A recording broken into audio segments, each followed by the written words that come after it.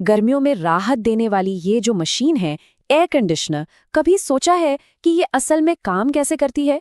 ये उतना सीधा साधा मामला है नहीं जितना लगता है, और इसका राज जानना बहुत काम आ सकता है। हम सब ने ये फ्रस्ट्रेशन कभी ना कभी तो महसूस की ही है ना? चिलचिलाती गर्मी के बीचों बीच एसी दगा दे जाता है, और फिर आता है रिपेयर का वो बिल जो उम्मीद से कहीं कहीं ज्यादा होता है।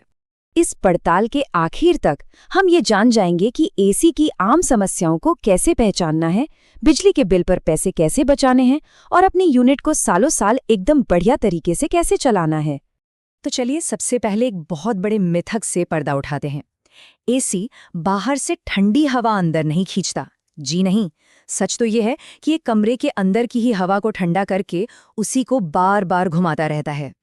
ये एक कूलर से एकदम उल्टा है। कूलर क्या करता है? वो बाहर से हवा और नमी अंदर लाता है, लेकिन एसी एक क्लोज सिस्टम है। ये कमरे की हवा को ही रिसाइकिल करता है, उसे ठंडा करता है और सबसे जरूरी, उसमें से नमी को हटाता है। तो चलिए अब समझते हैं उस सीक्रेट 4 स्टेप वाले डांस को जो एसी के अंदर होता है। और इस पूरे कमाल के लिए जिम्मेदार है एक जादुई लिक्विड जिसे कहते हैं रेफ्रिजरेंट।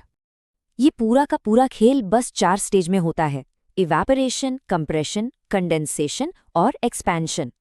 चलिए एक एक करके इनको समझते हैं। इस रेफ्रिजरेंट को एक सुपर स्पंज की तरह समझिए। ये कमरे की सारी गर्मी को सोख लेता है, और जब ये ऐसा करता है तो ये खुद लिक्विड से गैस बन जाता है और पीछे छोड़ जाता है एकदम ठंडी आरामदायक हवा। अब आता है दूसरा और शायद सबसे जरूरी स्टेप, कंप्रेशन। यहाँ पर सिस्टम क्या करता है? वो उस गर्मी से भरी रेफ्रिजरेंट गैस को जबरदस्त तरीके से दबाता है, या कहें कि निचोड़ता है। ये प्रोसेस है ना, बिल्कुल एक भीड़ भरी लोकल ट्रेन जैसा है। सोचिए, एक छोटे से डिब्बे में लोग भरते ही जा रहे हैं। क्या होगा?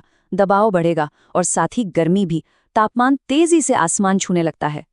और यहीं पर मामला थोड़ा गंभीर हो सकता है। एक ओवरहीट हुआ कंप्रेसर सिर्फ एक महंगा सिरदर्द नहीं है, नहीं, ये एक बहुत बड़ा सुरक्षा का खतरा भी है।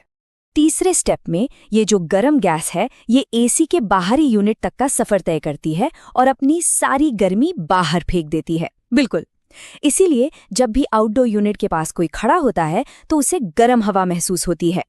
और आखिर में आता है एक्सपेंशन। यहाँ रेफ्रिजरेंट पर से सारा दबाव अचानक हटा लिया जाता है। इससे होता क्या है? वो पल भर में एकदम ठंडा, चिल्ड हो जाता है और कमरे में वापस जाकर गर्मी सोखने के लिए फिर से तैयार। साइकिल पूरा हो गया। तो ठीक है, अब जब इसके पीछे का साइंस पता चल गया है, तो सवाल ये है कि इस जानकारी को अपने फायदे के लिए और पैसे बचाने के लिए कैसे इस्तेमाल करें। अच्छा, अगर एसी ठीक से कूलिंग नहीं कर रहा है तो समझ लीजिए कि 90% मामलों में अपराधी एक ही होता है: गंदा फिल्टर। ये हवा के लिए एक चाय की छन्नी जैसा है जो धूल मिट्टी से एकदम जाम हो जाता है। जी हाँ, बिल्कुल सही सुना। सिर्फ 2 मिनट लगाकर फिल्टर को साबुन और पानी से धोना हर महीने 200 से 700 रुपए तक बचा सकता है। मतलब साल भर में हजारों की सीधी सीधी बचत। एक और मिथक, एसी को 16 डिग्री पर सेट करने से कमरा जल्दी ठंडा हो जाता है। हकीकत ये है कि इससे सिर्फ बिजली का बिल बढ़ता है और कंप्रेसर पर जबरदस्त गैर जरूरी दबाव पड़ता है। कमरा जल्दी ठंडा नहीं होता। ब्यूरो ऑफ एनर्जी एफिशिएंसी के मुताबिक टेम्परेचर सिर्फ 1 डिग्री बढ़ाने पर बिजली के बिल पर 6% तक की बचत होती है। तो अगली बार जब टेम्परेचर कम करने का मन करे तो ये याद रखना, हर 1 डिग्री कीमती है। अब ये सुनने में थोड़ा उल्टा लग सकता है, लेकिन एसी को एक स्थिर तापमान पर चलने देना उसे बार बार बंद और चालू करने से कहीं ज्यादा एनर्जी बचाता है। क्यों? क्योंकि हर बार स्टार्ट होने पर कंप्रेसर को 0 से मेहनत करनी पड़ती है। और ये सबसे जरूरी बात है, इसमें धोखा खाने की जरूरत नहीं है। अगर कोई टेक्नीशियन आकर कहता है कि गैस खत्म हो गई है, तो उनसे सिर्फ टॉप अप करने के लिए मत कहिए। लीक ढूंढकर उसे ठीक करने की मांग कीजिए, वरना पैसे बर्बाद होते ही रहेंगे। जाहिर है, बिजली से जुड़ी या किसी बड़ी समस्या के लिए तो एक एक्सपर्ट की जरूरत पड़ेगी ही, लेकिन अब एक जानकार ग्राहक की तरह उनसे बात की जा सकती है। ये चेकलिस्ट, इसे संभाल के रखिए। अगली बार जब कोई टेक्नीशियन आए तो सही सवाल पूछकर ये पक्का किया जा सकता है कि काम पूरी ईमानदारी और सही तरीके से हो रहा है। तब कंट्रोल आपके हाथ में होगा। और यहीं से पता चलता है कि कैसे हमारी रोजमर्रा की टेक्नोलॉजी दुनिया के कितने बड़े मुद्दों से जुड़ी हुई है।